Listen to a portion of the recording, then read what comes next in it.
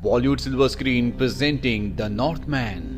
ये कहानी आज से कई 100 साल पुरानी है, यानी कि सन 895 एडी की, जहां पर एक राजा को दिखाया जाता है जो अपने साथ कई गुलामों को लेकर अपने राज्य वापस आता है। दरअसल वो एक जंग जीत कर वापस लौटा, इसीलिए पूरी प्रजा उसका स्वागत करती है। राजा अपनी पत्नी और अपने बेटे एमलेट से मिलता है। एमलेट बहुत ज्यादा स्ट्रांग नहीं है। राजा जंग में जो खजाना जीता होता है उसमें से एक गले का लॉकेट निकाल कर वो अपने बेटे एमलेट को देता है। यहाँ पर हमें राजा के भाई को भी दिखाया जाता है जिसका नाम फैंग है। फैंग बहुत ही शक्तिशाली और बहुत ही क्रूर होता है। उसने अपने भाई का हर एक जंग में साथ दिया था और वो बहुत बहादुरी से लड़ा था, इसीलिए हर एक जंग की जीत में उसका भी कहीं ना कहीं हिस्सा होता है। रात को राजा जब अपनी पत्नी के साथ कमरे में होते हैं तो वो रानी से कहते हैं कि मैं इस जंग में बहुत ज्यादा जख्मी हो चुका हूँ और अब मैंने तय कर लिया है कि मैं घोषणा करके अपने बेटे को यानी कि एमलेट को राजा घोषित कर दूंगा। पर उसकी पत्नी कहती है कि तुम ऐसा मत करना, क्योंकि वो बहुत छोटा और बहुत कमजोर भी है, और अगर तुम ऐसा करना ही चाहते हो तो सबसे पहले तुम्हें अपने छोटे भाई को मारना होगा, क्योंकि उसने तुम्हारा हर जंग में साथ दिया है और उसे लगता है कि तुम्हारे बाद वही राजगद्दी का अधिकारी है। अगर तुमने अपने बेटे को भी राजा बना दिया तो हो सकता है कि तुम्हारा भाई उसे मार दे। राजा को पता है कि जो उसकी पत्नी कह रही है वो बिल्कुल सही है, इसीलिए वो अपने बेटे को अपने पुश्तैनी मंदिर में ले जाता है जो कि बहुत दूर होता है, जहाँ पर बहुत छोटे छोटे संकरे रास्ते होते हैं। राजा एमलेट को बताते हैं कि कभी मेरे पिता भी मुझे यहाँ पर लेकर आए थे, और इसके बाद ये उस जगह जाते हैं जहाँ पर सारे रिचुअल्स किए जाते हैं। यहाँ पर एक प्रीस्ट पहले से होता है और प्रीस्ट इन दोनों को कहते हैं कि तुम्हें साबित करना होगा कि तुम डॉग हो या वुल्फ हो।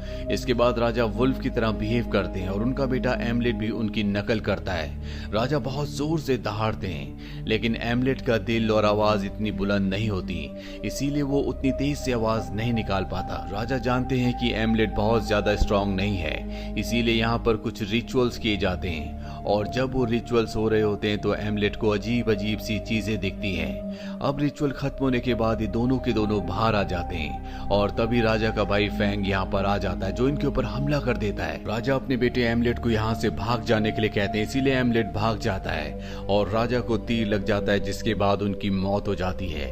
अब जब एमलेट भाग रहा होता है तभी वहां पर फैंग का एक आदमी उसे पकड़ लेता है और एमलेट उसे जख्मी करके वहां से अपने राज्य वापस आ जाता है, जहां पर वो देखता है कि उसके अंकल फैंग ने पूरे राज्य पर अपना कब्जा कर लिया है, साथ ही उसकी मॉम को बंदी भी बना लिया है। अब यहाँ पर एमलेट ने जिस सिपाही को जख्मी किया था वो फैंग के पास आता है और उसे झूठ कहता है कि एमलेट की समंदर में डूबने से मृत्यु हो चुकी है। वही एमलेट को दिखाया जाता है जो एक नाव से समंदर के रास्ते इस राज्य को छोड़कर चला जाता है। वो तय करता है कि वो अपनी मॉम को एक दिन जरूर छुड़ाएगा, साथ ही अपने पिता की मौत का बदला अपने अंकल फैंग से लेगा। इसके बाद कई साल बीत जाते हैं और हमें एमलेट को दिखाया जाता है जो कि अब बड़ा हो चुका है। अब वो पहले की तरह कमजोर नहीं है, बल्कि वो एक वॉरियर, एक योद्धा है। वो कुछ लोगों का सरदार भी है। वो छोटे मोटे कबीलों पर हमला करता है और वहां के लोगों को अपना गुलाम बना लेता है, जिन्हें बाद में वो बेच देता है। अब एमलेट अपने साथियों के साथ एक कबीले पर हमला करके वहां के कई लोगों को बंदी बना लेता है। यहाँ पर उसकी मुलाकात एक औरत से भी होती है जिसके अंदर जादुई शक्तियां हैं, जिसकी दोनों आंखें फूटी हुई है। वो एमलेट को पहचान लेती है और उसे बताती है कि तुम्हारे अंकल के बेटे यानी कि फैंग के बेटे ने मेरी दोनों आंखें फोड़ दी। साथ ही वो एमलेट को उसके भविष्य और उसके पास्ट के बारे में बहुत सारी बातें बताती है। और अब एमलेट को पता चलता है कि इस कबीले में जिन लोगों को उन्होंने गुलाम बनाया है उनमें से कुछ गुलामों को उसके अंकल फैंग को भी बेचा जाना है। इसीलिए एमलेट चुपके से उस गुलामों वाली बोट में बैठ जाता है जिसमें एक लड़की भी होती है जिसका नाम ओगा होता है। और अब ये जब समंदर के रास्ते आगे बढ़ रहे होते हैं तभी तूफान आ जाता है। ओगा नीचे गिरने वाली होती है लेकिन एमलेट उससे बचा लेता है। अब किसी तरह से पानी से आगे होते हुए एक आइलैंड तक पहुंचते हैं। ये वो आइलैंड है जिस पर फैंग का कब्जा है। राजा बनने के बाद फैंग इस आइलैंड में आकर शिफ्ट हो गया था और अब इन सब गुलामों को पकड़कर फैंग के पास ले जाया जाता है, जिसके लिए लंबा सफर तय करते हैं। रास्ते में ओल्गा एमलेट से कहती कि मुझे पता है कि तुम गुलाम नहीं हो, तुम यहाँ पर किसी खास मकसद से आए हो। और यहाँ पर एमलेट ओल्गा को सारा सच बता देता है कि वो कौन है, और यहाँ पर वो अपने पिता की मौत का बदला अपने अंकल फैंग से लेने के लिए आया है जो कि अब यहाँ के राजा बन चुके हैं। अब इन सबको फैंग के सामने पेश किया जाता है और जब एमलेट फैंग को देखता है तो उसका दिल गुस्से और दर्द से भर उठता है। फैंग जब एमलेट को देखता है तो वो उसे नहीं पहचानता क्योंकि वो अब बहुत बड़ा हो चुका है। साथ ही उसे ये बताया गया गया था कि एमलेथ मारा जा चुका है। एमलेथ को जब फैंग देखता है तो उसके पास आता है, क्योंकि उसे उसी तरह के हट्टे कट्टे नौजवानों की जरूरत होती है ताकि वो उनसे बड़ा और भारी काम करवा सके। अब यहाँ पर एमलेथ से मजदूरी करवाई जाती है, उसे दिन रात काम करवाया जाता है। और एक दिन एमलेथ अपनी मॉम को यानी कि रानी को देख लेता है, जिसके बाद उसे बहुत दुख होता है। अपनी मॉम को किसी भी कीमत पर यहाँ से छुड़ाना चाहता है। और जब वो रात को अकेला होता है तभी उसे वहां पर एक पिग दिखता है जो उसे इशारा करके अपने पीछे आने के लिए कहता है, और एमलेथ उसका पीछा करना शुरू कर देता है। वो पिग उसे गुफा तक ले जाता है और जब वो अंदर जाता है तो देखता है कि वहां पर एक प्रीस्ट है जो कि कोई रिचुअल कर रहा है। वो एमलेथ से कहते हैं कि मुझे पता है कि तुम कौन हो, तुम राजा के बेटे हो और यहाँ पर अपने पिता का बदला लेने के लिए आए हो। एमलेथ कहता है कि हाँ, लेकिन मुझे नहीं पता कि मैं अपने पिता का बदला कैसे लूंगा, मुझे आप कोई रास्ता बताएं। और तब वो उसे एक तलवार के बारे में बताते और कहते हैं कि वो तलवार बहुत शक्तिशाली है, तुम्हें उस तलवार को हासिल करना होगा। वो एमलेथ को उस जगह का रास्ता भी बता देते हैं जहाँ पर वो तलवार है और अब एमलेथ अकेला ही उस तलवार को हासिल करने के लिए निकल पड़ता है। वो एक अंडरग्राउंड जगह में जाता है जहाँ पर वो देखता है कि एक मम्मी है जो कि बहुत पुराने राजा की मम्मी होती है, जिसके हाथ में वही ताकतवर तलवार होती है। और अब एमलेथ उस तलवार की उस मम्मी के सामने जाता है, पर तभी मम्मी जिंदा हो जाती है, उस पर हमला करती है।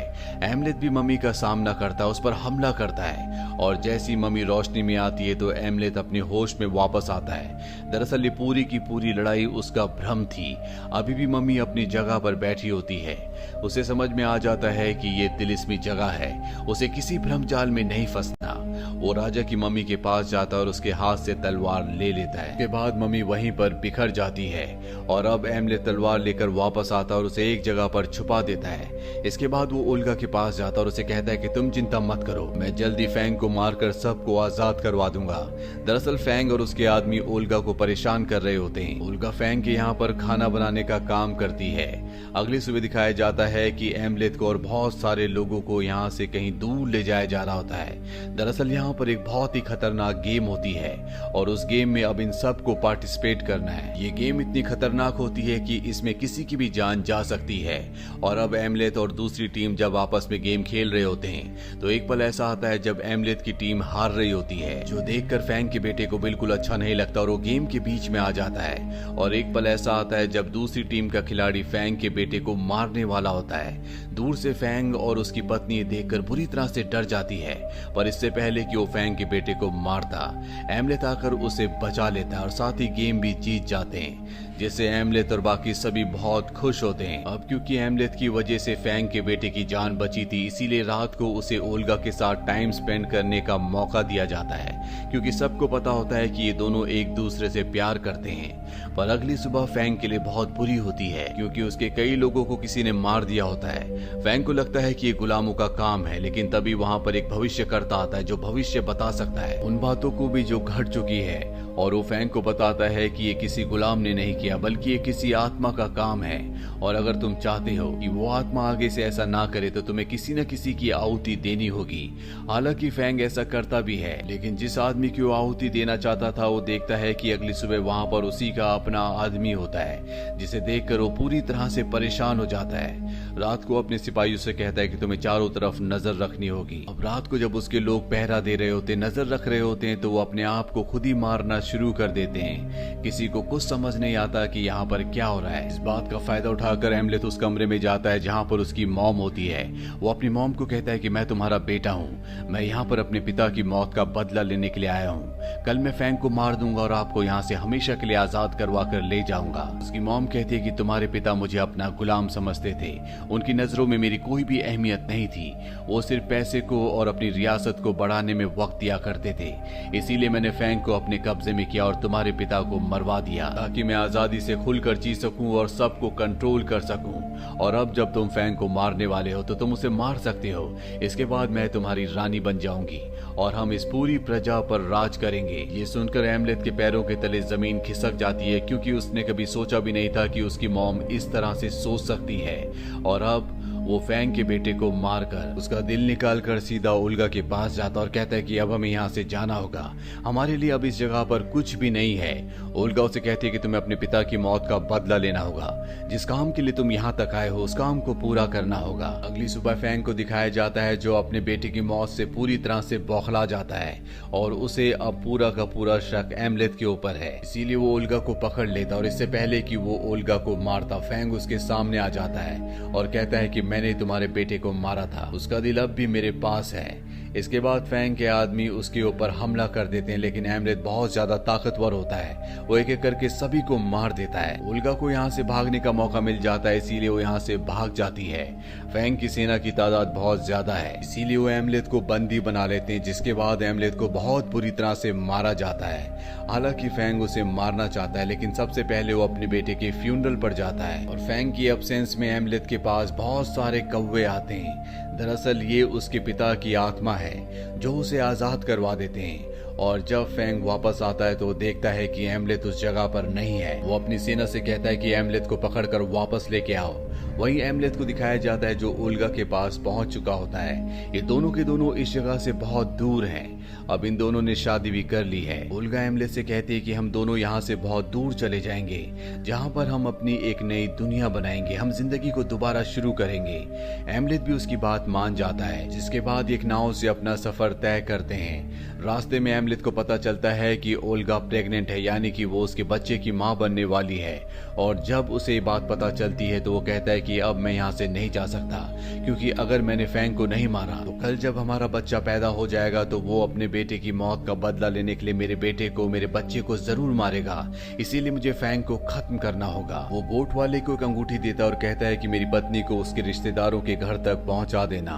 और इसके बाद वो पानी में कूद कर एक बार फिर से फैंग को मारने के लिए उसके राज्य में पहुंच जाता है, जहां पर वो देखता है कि फैंग की सेना अपने आप ही मर रही है। ऐसा पहले भी हो चुका है और ऐसा सिर्फ उस तलवार की वजह से हो रहा होता है जो मम्मी के हाथ से छीन कर लाया था। वो एक मैजिकल और पावरफुल तलवार होती है, जो तलवार शुरू से ही उसकी मदद कर रही होती है और इसीलिए फैंग के बहुत सारे लोग अपने आप ही मारे जा चुके होते हैं। इसके बाद एमलेथ उस जगह जाता है जहाँ पर बहुत सारे गुलाम होते हैं। वो सभी गुलामों को आजाद करवा देता है और अब वो किसी भी कीमत पर फैंग को मारना चाहता है। पर सबसे पहले उसका सामना उसी की मॉम से होता है, जो उसके ऊपर हमला कर देती है और गलती से तलवार उसकी मॉम को लग जाती है, जिससे उसकी मॉम की मृत्यु हो जाती है। और अब उसके पीछे से वहां पर फैंग भी आ जाता है, जो अपनी पत्नी को मरा हुआ देखकर बहुत ज्यादा दुखी होता है, क्योंकि उसने अपने बेटे और अपनी पत्नी दोनों को खो दिया। एमलेथ की मॉम से उसने शादी कर ली थी, इसीलिए वो अब उसकी पत्नी थी। फैंग अपनी पत्नी को उठाकर ले जाता और एमलेथ से कहता है कि मैं तुम्हें ज्वालामुखी के पास मिलूंगा।